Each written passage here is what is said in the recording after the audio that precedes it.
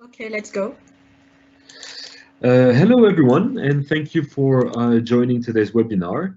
So it seems to be about time for us to start. So just a quick note. So obviously, the goal of today, as you probably know by now, is to show you the KNIME platform in action.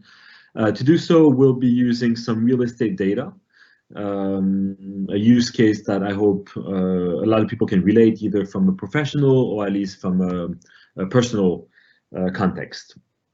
So before we start, I just wanted to let you know that we would love this webinar to be as interactive as possible. So please feel free to ask any question during the webinar, and we have a Q&A session at the end, and we'll try to answer as many questions as we can during that time. Also, if there are any topics or specific situation around KNIME or data in general that you would like us to address, like maybe in a future webinar, we would love to have your input so we can kind of build some content that is relevant to you. That being said, maybe quickly go over today's speakers. So there's going to be three people. We have Kilian from our partner KNIME, and I will let him introduce himself. Yeah, thank you very much for the opportunity to join you on running this webinar today. My name is Kilian Thiel, Head of Partnerships EMEA at KNIME, and together with our trusted partner MyDrill, I'd like to welcome you all to this joint webinar about KNIME in action, analyzing the property market in the UK. Amazing, thank you, Kilian. So on the MyDrill side will be two. There is Marius, who is a data analyst here at MyDrill. Hello, everybody. Nice to be here. I hope we're going to have a great time. I hope too. And myself, Julien, who is in charge of MyDrill in the UK. So let me start by going over very quickly about what we'll cover today. So the idea is to very briefly talk about MyDrill as a company, essentially telling you a bit more about who we are and what we do in the data space. I will leave Kilian say a few words about KNIME and the company. And finally, we'll get to the heart of today's agenda, which is a live demo of some of KNIME's capabilities. To do so, we'll be using, as mentioned previously, a data set of the London property markets. And the idea or the goal here is to address some, not all of them, but some of the most common needs around data preparation. So that being said, let's get started. So a few words about MyDrill. So MyDrill is what we call a data pure player. We've been around for over 12 years now, and all that we do revolves around data, and essentially helping a customer create value from their data. To achieve this, we have over 60 experts or consultants with various profiles and expertise, and it allows us to cover all aspects of business needs around data, whether it is technical or more business-oriented. And very importantly, it also allows us to cover the different stages of the data lifecycle, or what we like to call as well the value lifecycle. And what it is, it represents all the steps and stages for creating value around data, from preparing it all the way to data visualization. The idea here is that you're essentially that person on the right of this illustration, and you're going to ask yourself some key questions about your business. This can be about sales with like some profitability questions. This can be about customer behaviors and like some marketing related questions, human resources, like understanding where talent comes from, and so on. And the idea here is that MyDrill will be here to help you answer these questions, and we'll do that by leveraging data. A data that will go through various stages, like collecting the data to connecting it, cleaning it, transforming it, essentially representing the data preparation stage. And of course, you can go a step further and choose to bring some more advanced functionalities that we call data science. That can be artificial intelligence capabilities with machine learning or algorithm that will allow you to maybe learn from previous behavior or predict future behavior and so on. And once this is done, MyJoule will also be there to help you address everything around data visualization. And because everyone consumes data differently, there's going to be multiple ways of representing it so that people can gain insight and at the end of the day make better and data-driven decisions. So there's going to be like the more traditional reports and dashboard that a lot of you can relate to. But there's also going to be some more advanced representation like storytelling or something that we like to do here at MyJoule, data journalism, which is really about achieving better and faster insight by scripting or formatting some complex data story. So that's MyJoule in a nutshell. And I will leave now Killian say a bit more about KNIME.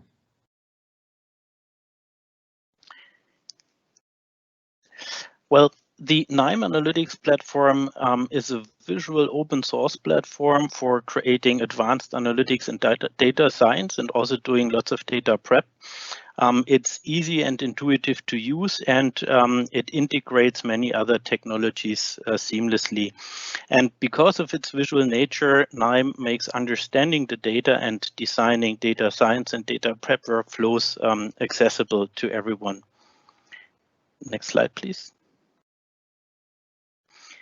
And the KNIME Analytics platform with all the native KNIME extensions and community extensions is open source and free. And for operationalizing data science workflows and for enterprise usage, the KNIME server, our commercial offering, is used usually in addition to the KNIME Analytics platform. Amazing, thanks, Killian. Well, time has come to show you the platform in action. So, Marius, it is up to you. Thank you, Julien. Thank you, Killian. So, without further ado, let's get into it. Just to give you a little bit of context. So, as we've said, we're going to use a data set regarding the London property market. Let's assume that you wonder about the London housing market. Maybe you want to buy a house or a property to live in, or maybe you're thinking about a smart investment strategy and you want to compare the market prices. So to do that, you're going to need a data set. So I'm going to talk about those in the next slide. And how are you going to do that? You're going to use KNIME Analytics platform. We're going to use KNIME Analytics platform together to prepare the data and conduct preliminary analysis, which I hope will show you the different stages of data preparation. So about the data, we're going to use the price paid data set, which is available on the UK government websites. It's a data set that contains all transactions in the UK, but we're going to restrain ourselves to the Greater London area. We're also going to use the open postcode geo dataset, which is basically a dataset that contains postcodes and links and the coordinates, the geographic coordinates of those postcodes. And about the content of those datasets, well, about the postcodes, I mentioned those already. About the price paid dataset, so it's a transaction dataset. So you have the date of transaction, the amount that was paid for the transaction, and the property details. So the type of property, whether it's a house, what type of house, maybe it's terraced or semi-detached or whatever. Its age, whether it's been newly built or not, the type of lease, and of course the localization, so the address of the house and the postcode. In KNIME, we'll see how to import that data. We're going to clean it up. We're going to see that some of the values are not very explicit, so we're going to have to explicit those values. We're going to blend many data sets for different years together. We're going to fuse that data with the postcode data that I mentioned earlier, and we're going to perform a simple aggregation that will give us a first insight about the London property market. Here's what we'll create together. So this is a KNIME workflow. If I had to describe it briefly, I'd say that it's a succession of nodes. So all the little colored boxes are nodes, which are units of a workflow, and the data flows from left to right, as shown by the direction of the arrows. And yes, this is what we'll create together. But before we jump into KNIME, let me just show you the raw data that we're going to use, the main file that we're going to use. So it's a comma separated value file. And it looks like this. It's not the most appealing, of course. What do we have? We have, it's very cryptic. We have here a number, then right next to it we have a date, then maybe a postcode, some letters which we don't really understand, addresses, some more letters. Well, it's not very easy to understand, and we don't even have column headers. Now, if we take a look at the UK government websites, they know that they haven't provided any column headers, and they say it right out that they don't supply them, but they explain, they give the names of the data items, and they give explanations. So we're going to, I've built a few files from this website, and we're going to use those as well in the workflow. So let's get to it. So this is the KNIME Analytics platform. Let me give you a quick tour of the interface so that we're all on the same page. So the central window right here is the, well, right now it's the welcome page, but it's also going to be the area where you build the workflow. It's the canvas. Right next to it on the right, there's the description. So it can be a description of a node, or it can be a description of a workflow. More on that later. Now, on the top left corner, you have the KNIME Explorer window. So it's the, if you will, it's the KNIME file system. It can be either on my computer, like it is right now, or it can be on a server if I want to share my workflows with a team and yeah, work as a team. And as I mentioned, so it's simply a file that can be either on my computer or a server. Let me show you quickly it is in fact right now a folder in my computer, so it's quite easy to understand. Now you have workflows and you have data files, which we're going to use to build a workflow. Under it, you have the workflow coach. So when you add a node to a workflow, maybe you don't know what node to put after it. You can take a look here, because though there are nodes that are recommended, it's basically what the community of KNIME users have done after they've put a node like you did. So if you don't know what to do, if you're stuck, maybe you can take a look there and the recommendations will help you. Right below it is the node repository. So this is your toolbox. That's the area where you will find the nodes, the building blocks of your workflow. They're all sorted by categories, but you can also, there's a very convenient search bar that you can use.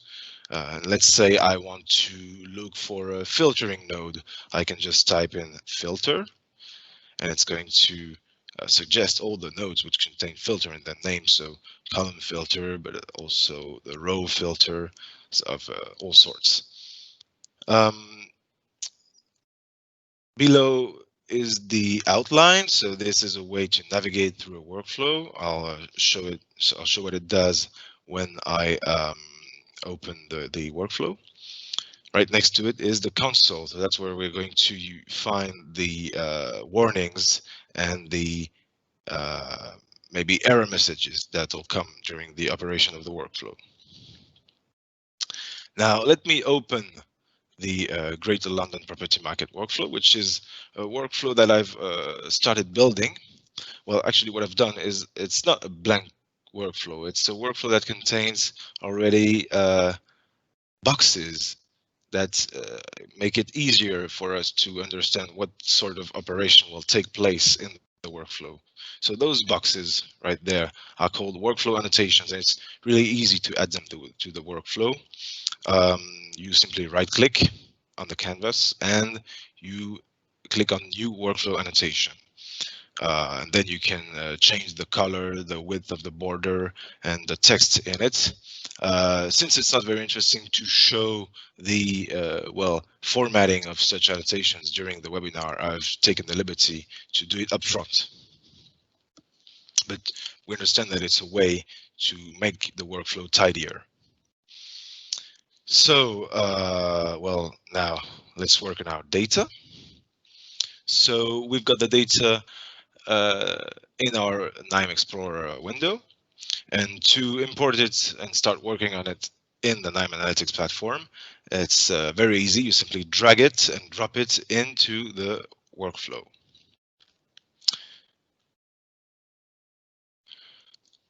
Okay, so a lot has happened right now. So as I've imported the data, KNIME has automatically created a file reader node, and it has opened its configuration window. You also notice that there are some sort of traffic lights and a warning sign under the node. Well, the light is red. It means that it's waiting for a configuration before being able to be executed. Now let's review the configuration that the node is offering. Well, you can see that KNIME has successfully determined that this file was a comma-separated value file. So it has put the columns together in a nice order. As it hasn't found any column header, well, it has given generic column names, and we'll need to replace those if we want to understand what we're working with here. But other than that, the file looks good enough. So we're just going to click on OK. And we're going to specify that the configuration is complete. And as we've done that, you see that the light turns from red to yellow. Yellow means that the node is configured and ready to be executed. And to execute the node, you simply right-click on it and you click on Execute. The light has turned from yellow to green. That means that the node is executed. And one thing that is great about KNIME Analytics platform is that at any points in a workflow where you've executed the node, you can simply right-click on it, and at the bottom of the menu, you have the option to see what's at its output. So let's just do that. We click on File Table, and we see the contents of our file imported into a nice looking table into KNIME. So it's not all very clear right now. So the first operation that we're going to do in order to clean up that data is to add the column headers that we found on the UK government website. I've put those column names together into a small file text, so same operation as before. I'm just going to drag it and drop it into the workflow. And now you see that it has not managed to separate the columns together, but I just need to specify that the columns are separated by a pipe. And I hit enter, and it has now split the file into two columns. I can specify that I don't want it to read the row IDs because it's actually a specific column, but then I want to read the column headers anyway. So now we have our generic column names in one column and the names that we're going to replace them with. So the actual names of the column.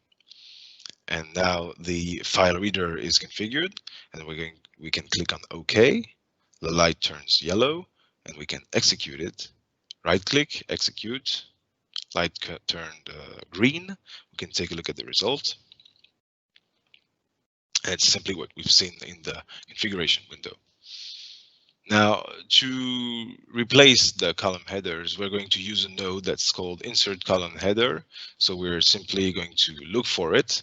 I can type insert column header, and there it is. It's suggested. So we're going to now, in the same way, in the same fashion that we added data to the workflow by dragging and dropping, if you want to add a node to the workflow, you simply drag and drop it from the node repository. So let's do that. Now I've added the node to the workflow, and it's, oh, sorry, it's the traffic light under it, if you will, is red. And if I try to configure it, it says that it can't be opened because there is no, well, it gives me an error message, but it's simply because I haven't connected the data coming from this node and this node to this node. So to do that, we simply link the nodes together by clicking on the output and linking it to the input of the other nodes. So the top input is our data table and the bottom input is our dictionary table. So the table that we're going to look for the column names in. So I link those tables, and now there's a warning sign that which means that the node wants to be configured before it can be executed. So to configure it, we right click, we configure. Now we're going to look for the old column names are in the col ID column, and we're going to replace those with the column names in the column name column. We're going to uncheck this, click on OK, light just turned yellow, we execute, and at the output is our data table with new column names. And here we have it. So now we know what we're talking about. So the first column is a transaction unique identifier, an ID. Right next to it is the price, and then we have the date of transfer, as we correctly identified when we looked at the raw file. Then we have the postcode. At the end is the address columns, so including pay and same, which are primary addressable object names. So it's basically the house number or house name. And we have three interesting columns that we are going to need to give explicit definitions for. So first of all is the property type column. So that's the type of property, but right now the values are not explicit, and that's a problem. We'd like those values to be explicit because we don't know just by looking at this table what we're talking about, and that's a shame. Same goes for the duration column. It's a duration, but it contains letters. So I see F, I see L. I don't know. I don't specifically know what it means, and that's a shame as well. You could say the same for old and new, but I can tell you right now that it's actually whether the property that is referenced by the row is has been newly built or not. So if it's a newly built property, it's going to be a Y for yes, and if it's not a newly built property, it's going to be an N for no. So we're not going to worry about that column. We're going to say that it's explicit enough. Now let's replace those values in the property type column with explicit values. To do so, I've put together another small file, which is called the property types file.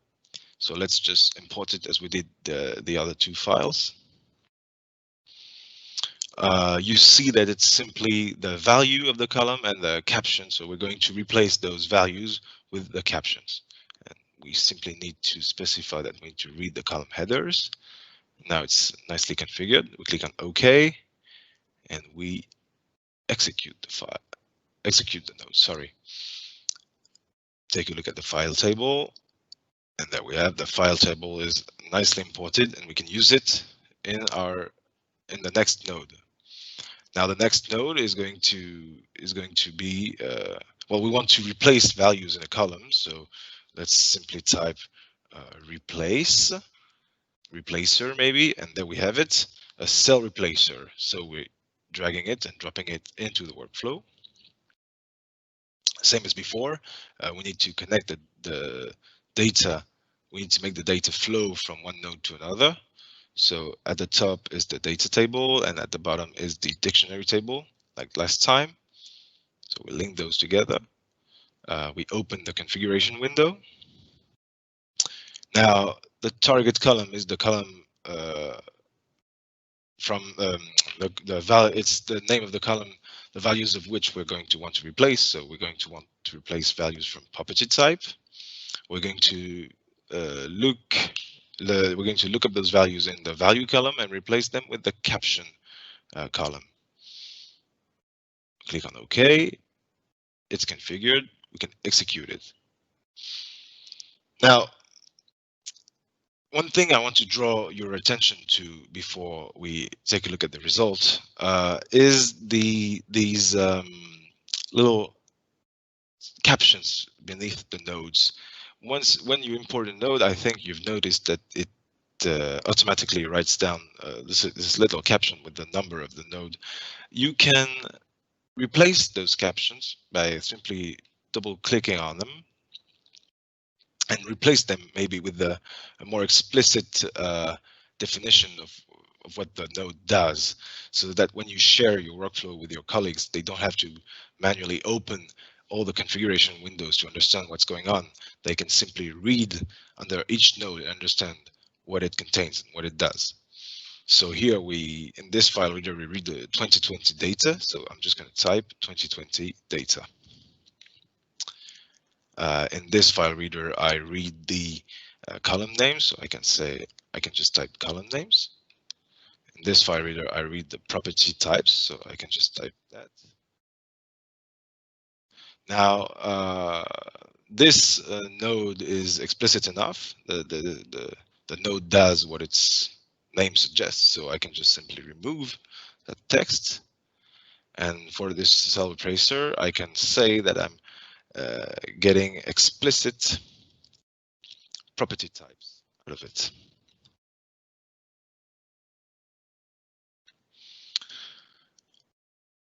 Let's make sure that that's true, that I've not lied. So we can just right-click and see the output. And now you see that in the property type column, the properties have now carry explicit definitions. And so it's much easier to understand what we're talking about here. Let's do the same with the duration column, but now let's do it in a different way. We're going to use a node called rule engine to do that manually. We're going to, without a dictionary file, we're going to manually specify what we want the explicit values to be. So to do that, you can just click and configure the node. So you simply click on duration and you click on equal. And that means if duration is equal to, well, F, then that means it means that the property's tenure is actually a freehold. Another line to specify that if the duration is actually L, then the property's tenure is a leasehold. And we want to, with that, we want this information to replace the duration column. So we click on OK, and now we execute the node and check what we've done. And it's been correctly replaced. So we're happy about that. So last operation before we perform preliminary analysis, we're going to take a look at this column here. And I want to draw your attention to something I haven't mentioned yet. It's the symbols, well, the letters really, next to the column names. Those letters simply specify the type of data that's contained in the column. So in this file, you have S and I's. I's means that it's a number, but a specific specific type of number, it's an integer, and S stands for string. So that date is not yet a date, but it's that date is not, there is, sorry, a specific type for dates, but this column is only a string. So in order to perform easy date manipulations, we're going to turn that column into a date, and then we can perform a simple operation on that date. To do that, we're going to use an aptly named node, which is called string to dates and time. Same as before, drag it, drop it, put it into the workflow, link the nodes together, we configure it. We're only going to use to tackle the column containing dates, so date of transfer. We're going to guess the data type and format. And we're going to specify that we only want a date because the time is always midnight. So we only want the date out of this. Going to click on OK. Execute that node. And at the output, we now have a different symbol next to the date. So now the type of data is actually a date. We can perform date manipulations easily on it now. And you see that it has removed the time because we said we only wanted a date. Let's now, from this date field, create another column that contains the year and the month of the date of transaction. To do that, we're going to use the inverse node, if you will, which is called date and time to string.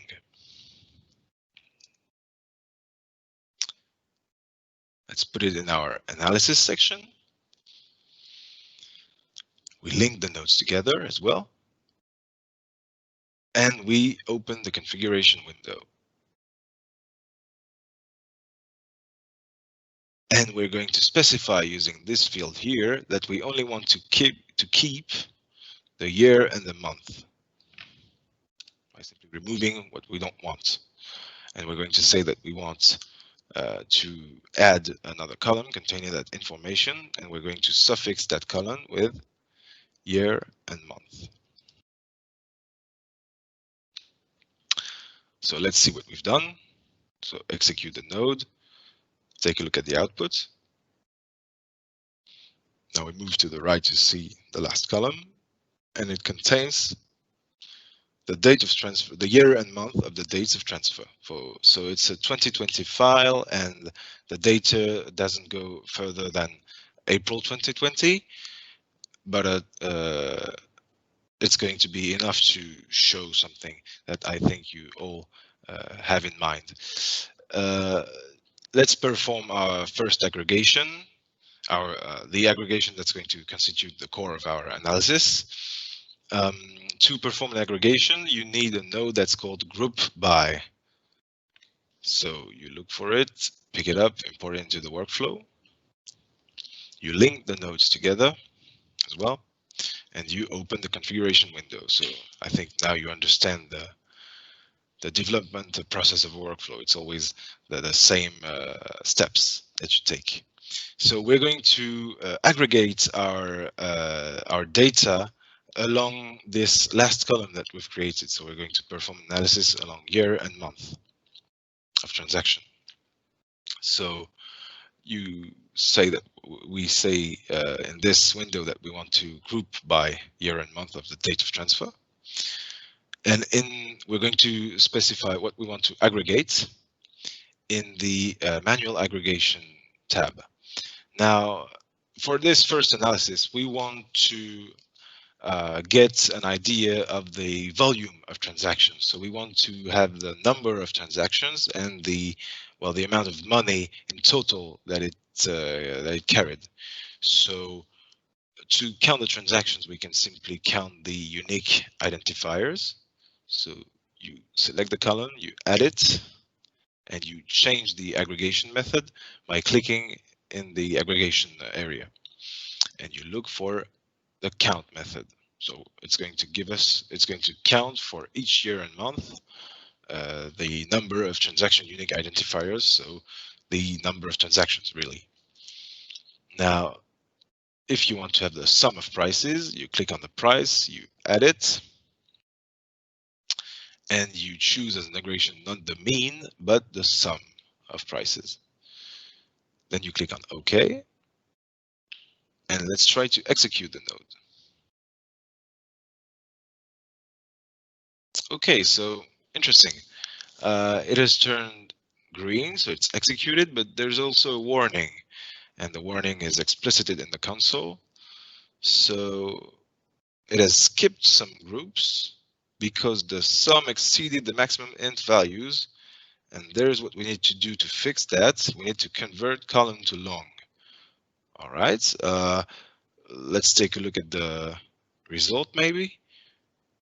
Okay, so it hasn't given us the sum of prices for January and February because the number was too large. Well, not to worry. One of the strengths of KNIME is that you can just go back to where you need to change your configuration. So in our case, it's in the file reader, really. So we need to go back to the first node. We open the configuration window, and we need to change that, as the console said, we need to change that column type from integer to long. So let's just do that. So the type is changed, as noted by the I turning into an L.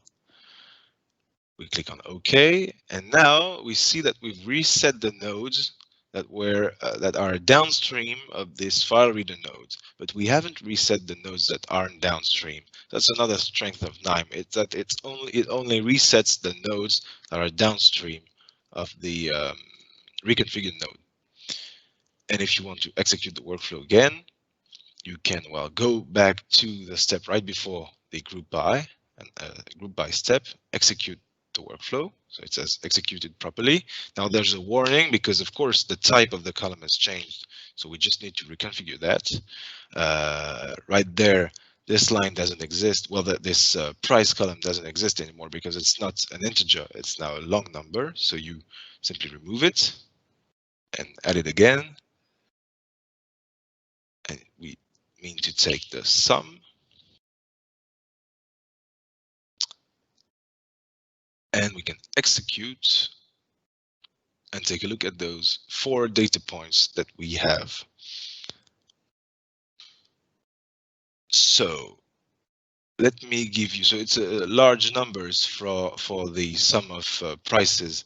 To make those numbers more easily readable, you can right click on the column name and choose standard double as the available renderer.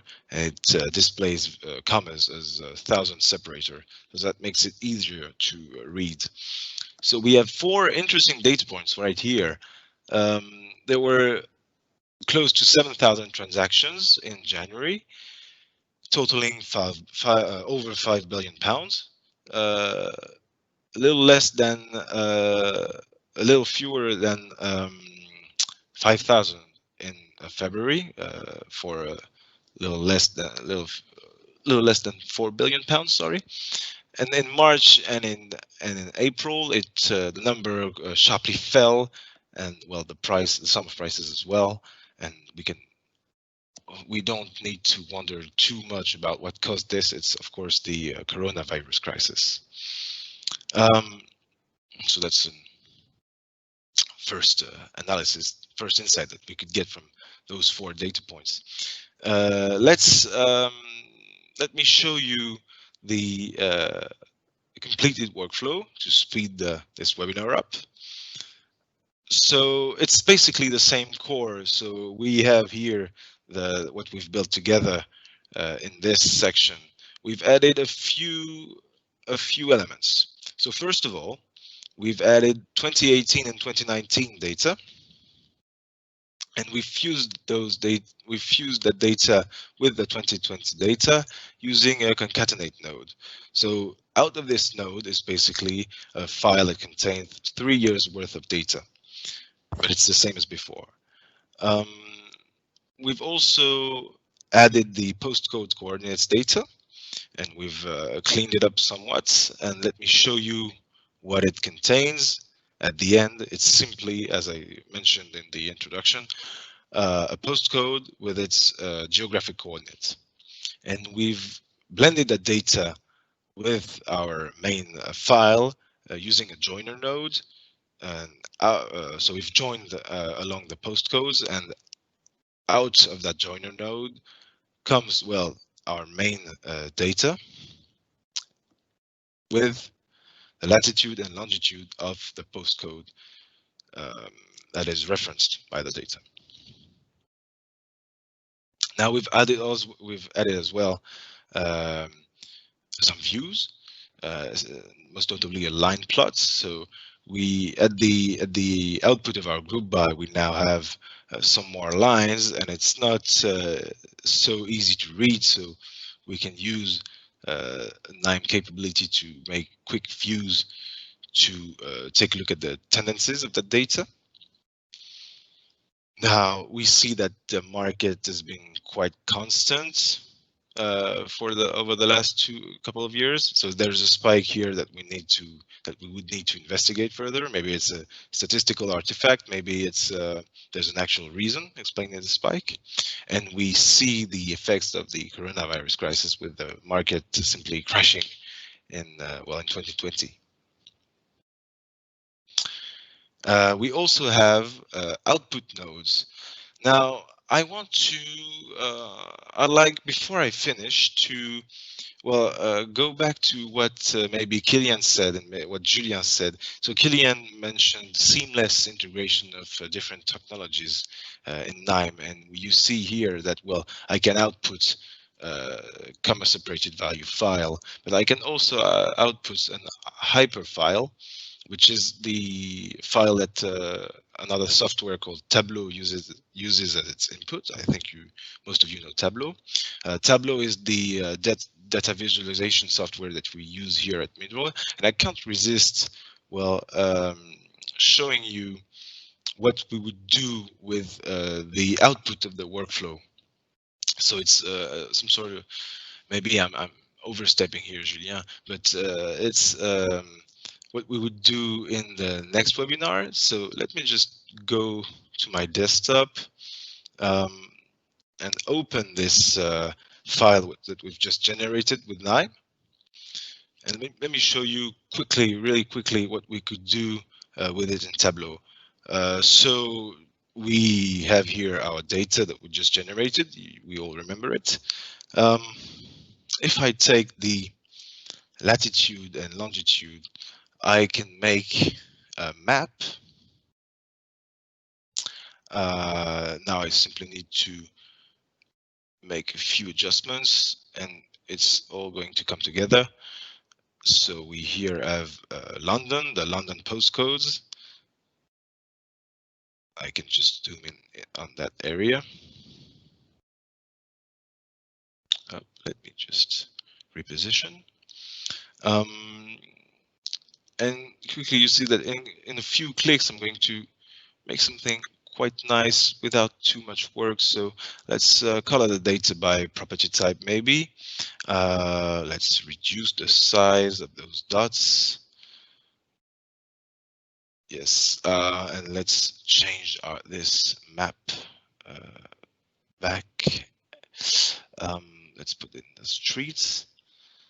Now you see that, well, first analysis, first insight, that you could say that all the flats are at the center of the Greater London, and you have more houses, detached houses and semi-detached houses at the outskirts. As the density decreases, you can add prices to those points. You could add the duration of the lease to those points. And now when you go over those points, you get the duration, the price, the latitude, longitude. Well, I simply wanted to show this as maybe an opening to the next webinar. What do you think, Julien? Thank you, Marius. Yeah, so just a quick comment on what Marius just showed you here at the end. So, as we discussed over the course of this webinar, that creating value from data doesn't really stop at data preparation or data science, but it continues to data visualization, and essentially the aim of enabling people to discover insight and making analysis, and ultimately making better decisions, or at least decisions based on facts. And what we've seen today is that we kind of took advantage of two solutions and used their complementarity and the strengths of each solution to go through the various value stages, with KNIME on the data prep and data science part, and Tableau for the visualization and discovery insights. So I think it was a great way to end today's webinar. And as Marius mentioned, this is going to be the topic for our next webinar: how we're going to take the workflow that we've created today and plug that into a data visualization specific software, and to try to create an analysis out of that workflow. So stay tuned, and hopefully that will be a subject that is relevant to you. And just before we leave you and for you to go about your day, well, actually, there is, we said that we're going to address some of the questions. So maybe, Silvana, do you have a few questions that came through the chat? Thank you, first of all, for this presentation. So let's get into those questions. We've got lots of them, and I will select some, and we're going to answer those now. So the first question is from Matthew. Is KNIME available on-prem as well as on cloud? Okay, I'll take that. So as Killian mentioned, and Marius as well, so there's two components to KNIME. There's the KNIME analytical platform, which is what Marius has shown you today, and there's the server component, which is about automation, collaboration, security, and aspect of the work. And those two components are both available on-prem and on the cloud, with like instances on Microsoft Azure and Amazon Web Services. So the answer to that is yes, they're both available on-prem and on the cloud. Thank you. So the next question is from Elliot. What is the licensing model and the pricing? So happy to take this one. Yeah, go for it. Go for it. Yeah, Killian from KNIME here.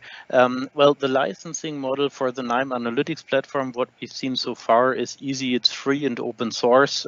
So if you want to take a look at this workflow, you can simply go to knime.com, download KNIME, the KNIME analytics platform. It's free. Maybe quick question back to Midril. Are you going to share this workflow? So we haven't discussed that, but this is definitely something that we can do. So yeah, we'll share it within the KNIME community, which is maybe a good opportunity for you, Killian, to discuss, to share a bit more about the community of KNIME, actually. Great, absolutely. Then I think the right place to share it will be on the KNIME hub, hub.knime.com. This is basically where all the KNIME community workflows go. So if you are looking for any examples, for any use cases, go to that website, hub.knime.com, and search for example, database integration or Spark integration if you're looking for specific topics. And just to finish the last question regarding the licensing, as I mentioned, the KNIME analytics platform is free and open source, and then we also have a commercial offering, the KNIME server. This is usually for operationalizing data science, productionizing data science, and also for collaboration, and therefore an annual subscription license is necessary. Great, thank you, Kila. Maybe one more questions around. Yes. Yeah. Another interesting question from Dennis. Can you embed Python code into a workflow? I can take this one if you like. Okay. So quick answer is yes. You can embed Python code into KNIME workflows, and if I'm not mistaken, you can use either Python 2 or Python 3. You have this option. And the long answer is you can also embed R code and, well, as well as Java code, because Java is because KNIME is a Java application. It's built over Eclipse. And R code, well, it's useful if you have advanced statistical maybe models that you've programs that you've built in R. So yes, yes, yes, and yes. Okay, thank you, Marius. I think we should maybe wrap things up. I just wanted to, before leaving all of you to your day, I just wanted to share very quickly an initiative that Mydro has launched to kind of help data people while they're working at home and maybe don't have access to some of all the resources that they used to have. And essentially is our expert going pro bono for 1 hour every day, kind of setting up a data clinic sessions where people can come and share their questions and problems to our consultant, and they'll work hand in hand to answer and solve some of your data related questions. So once again, we're data passionate. We love solving problems around data. We would really love for you to come during those free sessions and for you to talk about data in general, but of course KNIME, as Julien mentioned. The KNIME analytic platform is free to download. You'll have access to the workflow that Marius created today. So, if you want to practice on that, then maybe come to your consultant to have a chat and maybe ask a few tips and ideas. Then, we're here for that. And yeah, we love you. We'll love you to come and have a chat. So thank you everyone for participating in today's webinar, for all the presenters, and for you who just joined today.